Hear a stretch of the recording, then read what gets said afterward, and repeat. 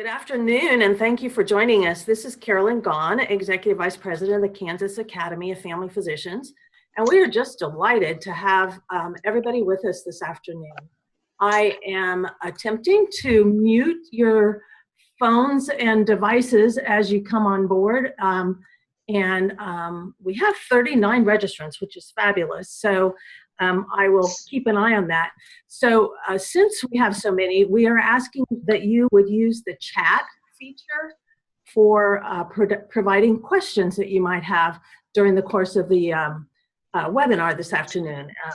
So this is the first in a series of 4 webinars that we'll have quarterly during this year on the topic of physician well-being and prevention of burnout. When we started talking about and thinking about doing this webinar series, we just couldn't think of anybody better to ask than Dr. Dike Drummond. He goes by the Happy MD. He spoke at our annual meeting last June and was very well received and has just a lot to share with us. So I'm going to be quiet until we get to the Q&A session, and I'll be reading some of your questions from the chat box, and I will turn it over to you, Dr. Drummond. Thanks for being here. Thank you, Carolyn. By the way, just really quickly, I'm not the Happy MD. That's the name of the website. It's a place where you can go to get the tools so you can be a happy MD, DO, nurse practitioner, PA. So I've been asked, I've been given a tough assignment.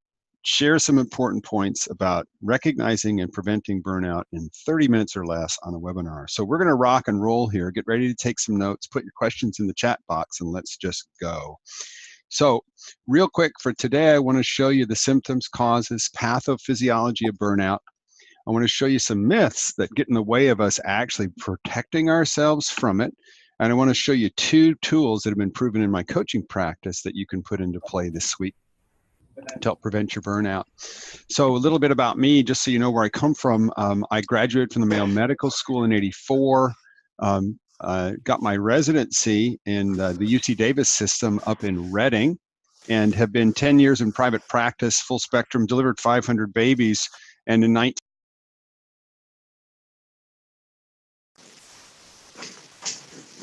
muted. Okay, thank you, Carolyn. Can you hear me? Hello?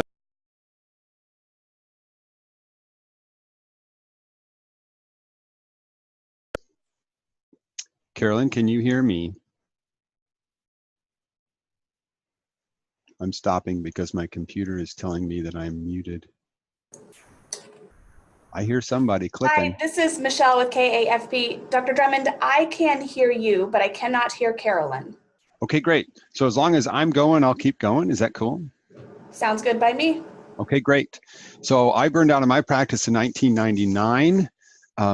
My experience was that I felt like I was being choked every day when I went into work for about 3 weeks. I took a sabbatical. It didn't work.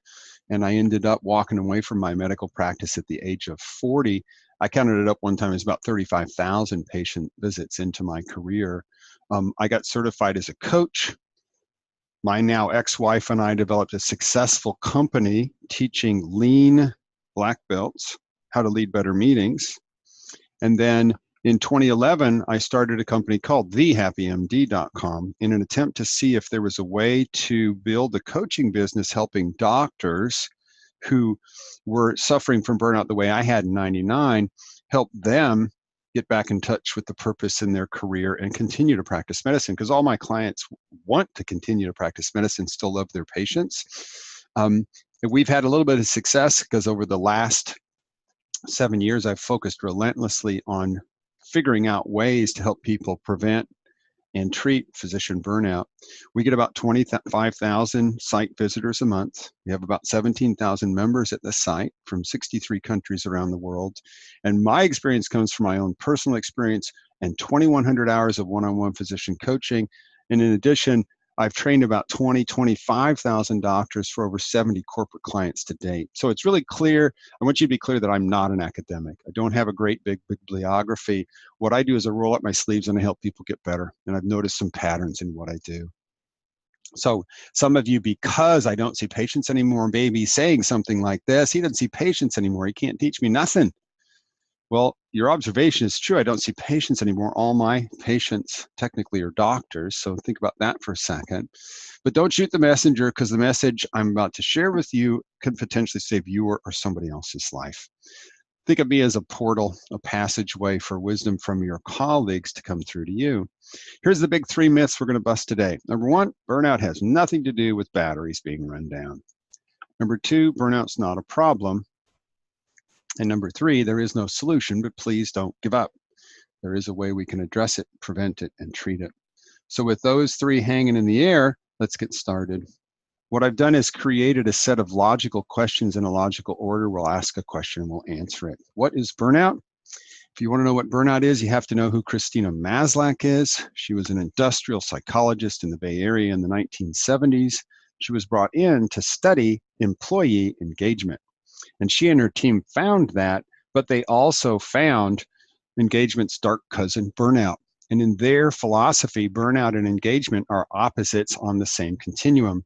What they found is that on the extremes of the burnout end of the spectrum, things got weird in 2 ways. Number 1, the burnout would start to affect the physical health of the person who was burned out.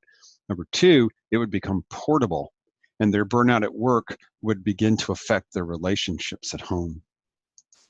She developed a 22-item survey called the Maslach Burnout Inventory. Even though there's 22 questions, there are only 3 symptoms of burnout. Here they are. Number 1 is physical exhaustion. Sooner or later, some little voice in your head will say something like, I'm not sure how much longer I can keep going like this. This is very common in physicians or anybody who works in healthcare. It's also universal in parents. For the same reason as a doctor or a parent, there are situations in which it's totally acceptable for you to put somebody else's interests ahead of your own. Symptom 2, depersonalization, cynical, sarcastic, compassion fatigue. Just so you know, sarcasm and compassion fatigue and those kinds of things are signs of burnout. They're common because burnout is common, but they aren't necessarily healthy, even though they feel good when you're in an exhausted place. Third symptom, lack of efficacy. What's the use? What's the use in what I do? Another phrase that'll come up in your head in this stage is, I'm afraid that if something doesn't change, I'm going to make a mistake and somebody's going to get hurt. And typically, the symptoms will proceed in that order. You'll become exhausted, become cynical, and then wonder if there's any value to what you're doing. What's the pathophysiology of burnout? How does it work in the bodies of its victims? Well, like I said, it's not about the Energizer Bunny. Although a lot of us will use the metaphor, hey, my batteries are run down, I need a recharge. But let me just ask you, Carolyn, are you on the line? Okay, still I am. I was muted for a moment. Sorry. There she is. So Carolyn, let me ask you, when the Energizer Bunny's batteries run down, what does he do? When they run out, what does he do? New batteries are recharged. Well, he won't get a recharge unless you put new batteries in. When he runs out of energy, what does he do? It starts with an S. He stops. And I just want to ask everybody on the line, when in the world did you ever stop? When did you stop in your training? When do you stop when you're on call now? We don't stop. If this was true that when you ran out of energy, you stopped at every residency program in the nation, every morning you'd walk in and there'd be dead residents lining the hallway. You'd have to scoop them up, put them on the big pile out back, and recruit a new class every day. So it's clearly not about batteries, and we can stop talking about that. So let me show you a better metaphor that explains some of the reasons we are at such risk for burnout. It's an energetic bank account. It's like the account that holds your money at the bank. This one, though, holds your life force. It's got a full mark, it's got an empty mark, and it's also got this area below 0. Why? Well, doctors have all been trained to function when their energy is below 0. We learn to do that in residency, because in residency in med school are the first times that you're asked to show up despite extreme exhaustion. Residency is a work hardening process. It's a gladiator style survival contest. And we show up over and over again with a negative energy level and continue to do the work. The challenge is, if I measured the quality of your work on the day when you're in the red and compared it to the quality of your work when you're in the white, we would be able to measure a difference. but you couldn't tell. You're just showing up and doing what needs to be done. We all have a moral and ethical imperative to maintain a positive energy level, even though nobody's ever shown you this diagram before. Because there's only one thermodynamic law of burnout: you can't give what you ain't got. Now, you can show up when your energy level's below zero, and you can go through the motions, but you're just a shadow of what you would be if your energy level was positive. So we have to maintain our own energy levels somehow, because if we don't, our lack of energy and our burnout will affect not just the patients, it also affects our staff and our families. Burnout's sort of like Pigpen in the Charlie Brown cartoons. Remember his dirt cloud? We carry it around with us. Burnout gets on other people and we carry it wherever we go. And a lot of times we are not aware of our own burnout. This is actually the way Christina Maslach described the feeling of being burnout: an erosion of the soul caused by a deterioration of one's values, dignity, spirit, and will. And at the time, she wasn't even talking about doctors. She was talking about regular line workers. Physicians feel this even more intensely because of the amount that we care and the amount we've had to invest in creating this career for ourselves. Why is it important? Well, burnout is dangerous for patients because it causes all of these things: lower satisfaction and quality of care, higher error rates, malpractice, physician and staff turnover. These are indisputable facts, lots of research to back it up. And it's also dangerous for doctors because burnout is linked to all of these things. Excuse me. All of these things. About 400 doctors a year commit suicide. Whenever I see a pre-med med student, resident, or doctor who commits suicide, I always assume that burnout was a part of the inciting incident. And by the way, suicide rates for both male and female doctors are double what they are for men and women who are not physicians. The prevalence of burnout, is it increasing? Well, actually, everything points to the fact that the answer is yes.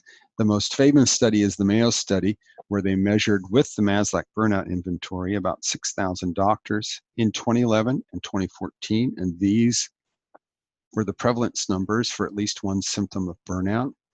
Since that time, in 2014, there have been multiple surveys showing burnout rates over 50% in multiple different specialties, almost all of them inside the United States, simply because that's where it's measured most often. What are the causes of burnout? Well, after I'd taken care of about 40 coaching clients, I began to see patterns in what was burning people out. I'm a lumper, so I tend to put them into categories. So let's go over the big causes. In this half-hour format, I can only just list them, but let's go through them. Remember, too, that burnout in an individual doctor is always multifactorial. I've never seen a doctor who was burned out by one thing that was stressing them out, unless it was catastrophic, such as a life-threatening illness in a family member or an extremely traumatic event at work. Most of the time, there's multiple things that are happening at once. Everybody's burnout risk matrix is different. Think of it as something along the lines of a fingerprint. So most of the time when you talk about burnout or hear somebody talking about burnout, they oversimplify what's going on. It's always a little more complicated than you think. The causes of burnout, though, are all causes of stress that drain your energy and drop you into the red zone in your energetic bank account. Here are the big 5 that I found that affect everybody. So all of us have to accommodate these. Let's talk about them one at a time. The practice of medicine is stressful. You could have gone into any other profession, but you decided to be a doctor, so you're going to have to deal with sick, hurting, scared, dying people all day long. And not only that, being a doctor is traumatic because bad things happen to us and our patients. All of us are traumatized along the way. And some of us have made specialty decisions that put us at risk of being traumatized every single day. I'm specifically calling out ICU and ER doctors at this point. Number 2, you've got EMR, you've got rapid advances in diagnosis and treatment, you've got patient demands, Dr. Google, all of the change, hockey stick style acceleration and change inside our profession. You could have been a banker, a lawyer, a Burger King restaurateur, but these are functions of the practice of medicine that we chose as our profession. Then you took your specialty and you dropped it into your specific job location, and your job always adds additional layers of stress. So if here's your practice and here's your job, the rings around the practice are things like your call rotation, your compensation formula, your EMR, your relationship with your boss. You could get mad at any one of these components of your job and quit. You'll find, though, that your next job also has rings, because there's no such thing as a job that doesn't have rings. So the practice and your job. Then there's poor leadership. This is true for doctors too. Every doctor that I've seen that had to quit their job to recover from burnout, the major reason they had to quit was an active conflict with their boss. And Mayo Clinic a couple of years ago actually showed if you measure burnout and you give that same doctor the ability to score the leadership skill of their boss, there's a direct correlation between the doctor's burnout and the leadership skill of their boss. The lower the doctor rates their leadership skill, the higher their burnout rate is. So the practice of medicine, your job, poor leadership, then there's life. Life can cause burnout at work when nothing has changed at work, because if you're supposed to go home and recharge and that becomes impossible because there's additional stresses at home, then your energy will stay in the red and you'll go into the downward spiral at work. Burnout, I call it a downward spiral. You can see your colleagues go into the downward spiral. Their energy is tanking, their head down, they're in survival mode. And what I need to say right now is that whenever any of you see a partner going into survival mode and in the downward spiral at work, you have to ask a very simple question right up front. Don't assume that something's changed at work. Ask them, how is it going at home? Because their wife or husband or significant other might have left them 2 weeks ago, and you will only find out when you ask. And last but not least is the conditioning of our medical education. This is almost certainly the most powerful of the 5 in my experience. Back when you decided to go into medicine, you were at a fork in the road. You had other choices available back in the day. But you looked in the mirror and you said to yourself at some point, by George, I think I can do it. I know it's long and I know it's hard, but I think I've got what it takes. And part of the reason you felt that way is you already had these character traits well developed. You knew how to use them as tools at the time. So workaholic, superhero, lone ranger, perfectionist, you know how to be all those things. That's part of the reason you got the grades that you had that gave you the confidence to go forward. But now you're going to use them every day for the rest of your life, actually. And we tend to, over time, become these things. And they drive automatic behaviors. Example, a workaholic only has one coping mechanism. What is it? Obviously work harder, and workaholics in my experience aren't particularly creative. They do the same thing over and over again. And that's not all. There's 2 prime directives that drive every doctor and actually everybody inside the healthcare system. The first one, you know, everybody can say it out loud. It's the patient comes first. I just want to point out, if you put the patient first 24/7, 365, you haven't got a chance of having a normal life. So ideally, there's an off switch on this to turn the doctor off so that you can recover. That's one of the key tools that I teach to prevent burnout. But the second of the prime directives is way deeper and way darker. Everybody follows it, but most of us don't recognize it until I say it out loud. And here it is, never show weakness.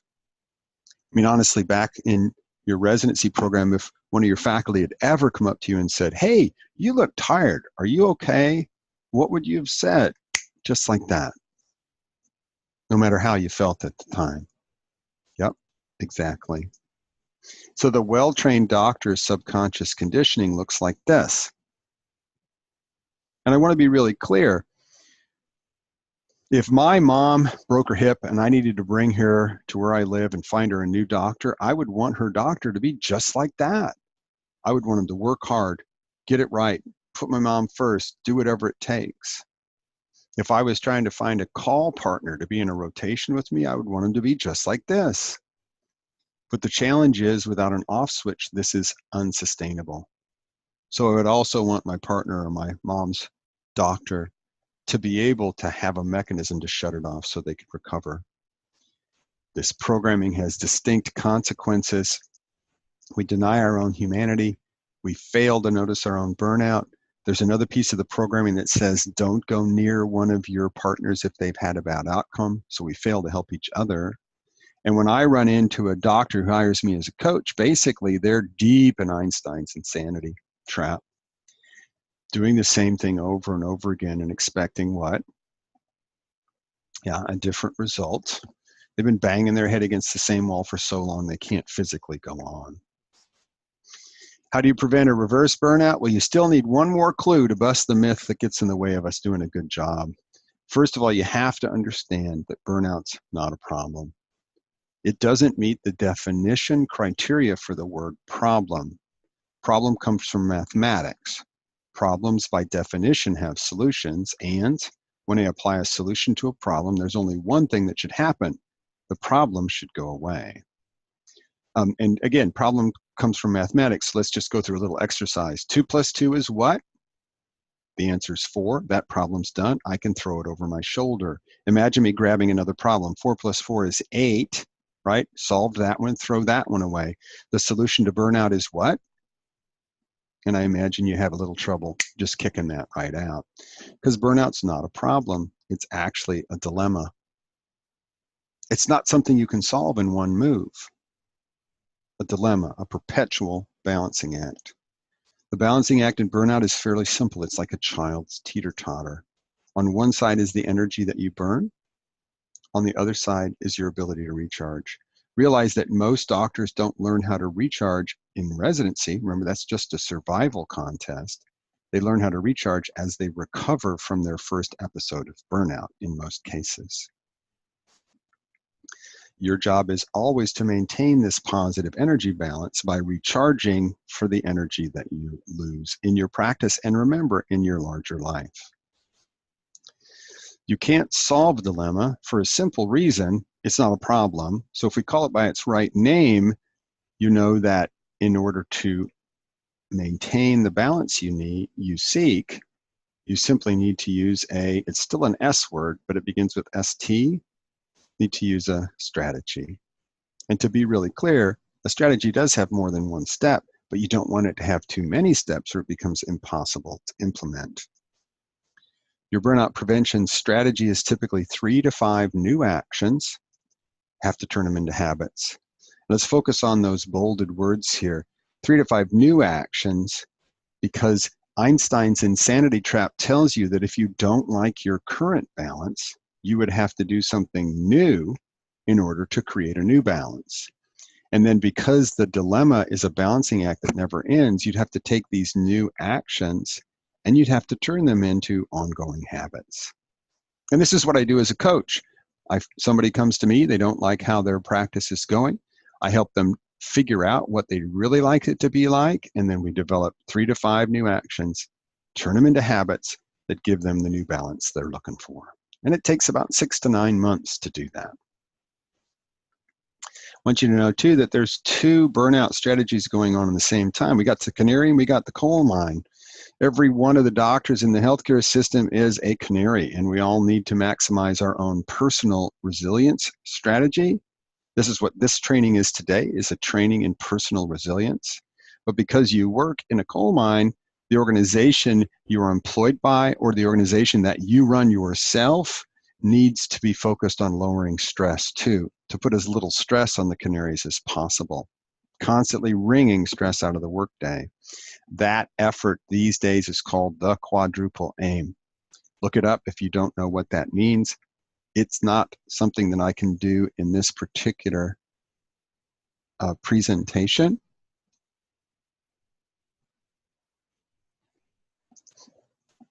If you look at all the different ways that you can deal with burnout, you can lower your stress levels, you can increase your ability to recharge. You can do it for yourself, you can do it for the coal mine, or the coal mine can help you, your organization can help. If you put all those together, you end up with a 2x2 matrix like this. And we in our practice have figured out 235 different ways to prevent burnout. If you were looking for a solution, that would be really confusing. But now that you know you're looking for the 3 to 5 that work for you, that should be reassuring. You've got a big smorgasbord to choose from. What are the common components of a strategy? Let me show you a couple that make it into most people's strategies, just so you can have some examples, and then I'll show you how to get that list of 235 as well.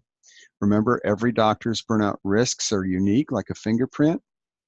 Your prevention strategy is always going to be a combination of tools to lower stress and tools to improve your ability to recharge. It's going to take 3 to 5 new actions, and you're going to turn them into habits. So to lower stress, let's talk about one. Automate BRMs. BRM stands for Broken Record Moment. When in your work week do you feel like a broken record? You say to yourself, oh my gosh, this is the 14th time this week I've done the same thing. Typically, they organize themselves into 2 categories, either in documentation, you're in the chart in your EMR, or in patient education. Most of the time when people notice a broken record moment, what they'll do is they will become frustrated. And typically frustrated enough to vent and then go back and continue to do the same thing. Broken record moments are actually perfect situations to automate, for you to do something to make the broken record go away. EMR, we're talking about templates. So it's just a click of a smart phrase in order to drop it into the chart. For patient education, we're talking about handouts or even recording videos on a YouTube channel. Do it once, hand it out a number of different times. And here is the key about templates. How many times do you have to build one? Well, that answer is just once. How long can you use it? The answer is forever. What they allow you to do when you're fully templated is get home sooner without working harder. It's the simplest way to lower your stress at work is to become fully templated in EMR and patient education. The automation sequence is pretty easy. Grab your team, ask them to help you create a master list of all your broken record moments, all the times when you're doing the same thing over and over again. It always starts with a list. Then you take that list and grab one off the list a week and template it. Either create a template in your EMR or create a handout or video for patient education. And in a month, basically, you're getting home sooner. Another tool, this one to increase recharge, is to hack your schedule once a week. Because if you don't have a life calendar that you carry with you once a week, if the only thing that you carry with you is your schedule for work, that's the only thing that's going to get done. And in my experience, most doctors carry one schedule with them, one calendar, and it only has work on it. So what I teach people to do is to create a life calendar using the simplest means possible. Use the paper calendar on your refrigerator. On Sunday, grab 4 colored pens and everybody you live with and map out the week ahead on that paper calendar. Put in there everything that you want in your life that doesn't have anything to do with work. Date nights, your workouts, things with your kids, time to read a book for pleasure, manicure, pedicure, hot yoga, massage. Put it on there and then use your cell phone to take a picture. And you've got your life calendar right in your cell phone, probably right next to your work calendar. And that allows you to say the magic word of life balance. And that word is no. And most doctors need practice. So go ahead and practice saying no because you've got something else to do besides more work. But make sure you're carrying your life calendar with you. This schedule hack is something that works every time you do it. If you set yourself up with your life calendar on a Sunday, you'll have a more balanced week in the week that follows than if you had not done it. Dr. Drummond? Yo.